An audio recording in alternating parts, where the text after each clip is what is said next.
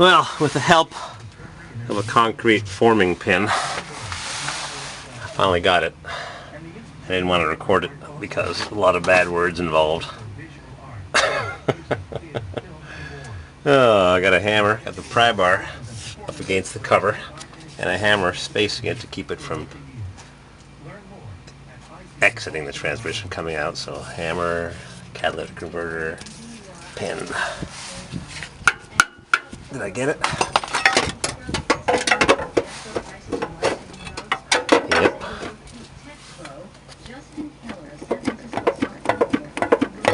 Hope I get everything in the right direction, in the right order.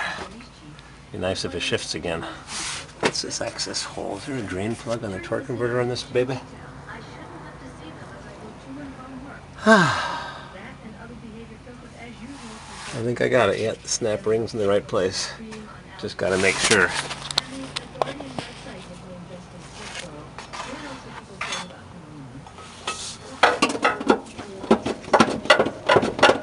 Make sure it's snapped in. I don't want to pop out while I'm driving. Then what do? Push it home. Yep, I think I got it. I got the shift linkage bolted back on. Now I got the heat shield. Those rattly heat shields. And that's it. I got to tighten up my front suspension bolt that I found loose. Yeah, this bolt was loose. Not a lot loose, but I can see some rust dust like that. And I got a little cap on my bleeder. It was missing. Got that from the junkyard. Don't need that kind of stuff around here because the weather is so mild. I just need a pitman arm. And I have a question about the pitman arm. Pitman arm is right there. Moog sells one for $56 on Rock Auto, and for $5 or $6 more you get the heavy duty version. And Advance has Duralast, and I call Napa, and they've got one with a different number made by Dana, and who knows which is the right one to install because it's hard to get to the nut. It's hidden by the frame, hard to get a puller in there if you can even get a puller in there at all, so I want to change it once and for all. I put a made in USA idler arm on the Weasel. A year later it's loose, and I grease these things all the time. Grease, grease, grease. And it was a made in USA one, no name box. Frustrating. So I guess I should put the heat shield back on and crank this baby up, maybe jack up the back, put her in gear, and see if the transmission shifts before I go for a drive, and she flares through the gears. And then I've got the P03 trouble code. What's a P03? Trouble code. Random misfire. Some guys on the internet were saying could be non-GM ignition wires, or it could be a crank position sensor with a weak signal, or the dreaded P03 random misfire. One guy was saying they found the check valve in the fuel pump was malfunctioning. Ugh. Check engine light just came back on. Random misfire. Just the lightest misfire at idle. No hesitation, no stumble, no surging, just a random little misfire. I need to check my coil outputs on a more sophisticated reader. Sounds like fun. Sounds like it's time to put the transmission oil into the transmission on this beautiful, gorgeous South Carolina day. Love it. Hey, look, a tool bench. Ford Country Squire.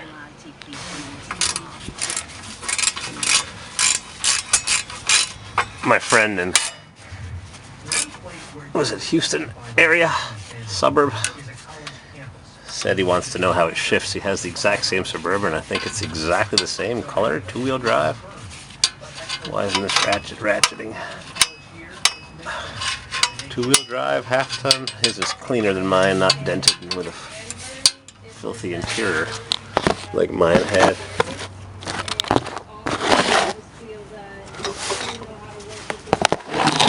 Yeah, how's she gonna shift? Lord only knows. I'm listening to Here and Now from WBUR. They're in Columbia, Charleston, these little towns along the way. And I'm right here. It's pretty weird. When they were in New Hampshire, I've been there. Then I'll be in California. Only been in Nevada a limited time when I went to Las Vegas to get the junk edition of Suburban. Then I sold to a guy who put the interior in from that nice 89 that I had that was wrecked. And make sure these are tight so it doesn't rattle. That's it. All done. Tighten my front suspension now. Hope I didn't knock it out of alignment. Then I'll go to the junkyard, Mr. Gas Sub Wild. I'll go to the junkyard and get you that expedition that you wanted. And I'll put it in a special delivery box and I'll mail it to you. Let's see. These are all mine, I think. Good question. Good question. This is my friends. All this goes back where I found it. Wow, what a beautiful day. I think we should go for a walk, get some exercise, stretch the old bones. I'll just throw all this in here haphazardly and let him figure out where it all goes. Not my toolbox, not my problem. You know how it is when you stay at a friend's house, you take as much advantage of them as you can. And you leave the toilet all dirty and the beer bottles all empty and the trash overflowing and the gas in the car, gas tank empty. Yeah, that's the way you take advantage of friends. I promise I didn't do that. Not yet anyways. Every one of these upper control arm bolts was loose and the back one on the other side was moving slightly. I could see the rust dust around the nut. Just happened to notice it. I'm using a cheater to tighten the nuts. On the back one, you could see some rust dust, which reveals that it was moving. So we'll crank that baby down with a cheater. I got a good half a turn out of it. Hopefully I didn't move the suspension and knock out the alignment. That would not be good. Time to put the transmission oil in. Crank that baby up. Whoa, she's a heavy beast. It's amazing how a light-duty half-ton two-wheel drive Suburban with aluminum heads can be so heavy, but it is. A couple years ago, a group of scientists created I tightened all the suspension bolts, got on my cardboard to try and minimize the mess. I just remembered one thing.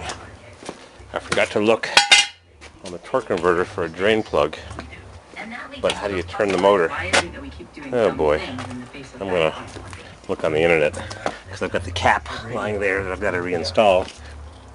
And put the oil back in and go for a drive. Down, down, down. Time for tranny oil, and why do I have a P0300 P0300 code? Stumble, random misfire, dirty injectors, dirty intake. Good question. Oh, it's got aftermarket wires. Max protection, not GM Delco Packard wires. Time for the oil.